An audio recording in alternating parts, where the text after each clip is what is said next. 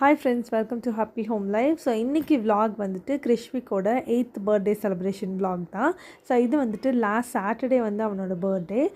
ரொம்பவே சிம்பிளாக பக்கத்தில் இருக்க ஃப்ரெண்ட்ஸ் எல்லாம் மட்டும் கூப்பிட்டே செலிப்ரேட் பண்ணியிருந்தோம். ஸோ அவனோட ஃப்ரெண்ட்ஸ் மட்டுமே ஒரு 18 மெம்பர்ஸ் பக்கம் இருக்காங்க. ஸோ நான் பெருசாக வெளியெல்லாம் யாரையுமே கூப்பிடல. எனக்கு தெரிஞ்ச ஒரு சில பேரும் அதே மாதிரி அவனோட ஃப்ரெண்ட்ஸ் மட்டுமே கூப்பிட்டு செலிப்ரேட் பண்ணோம்.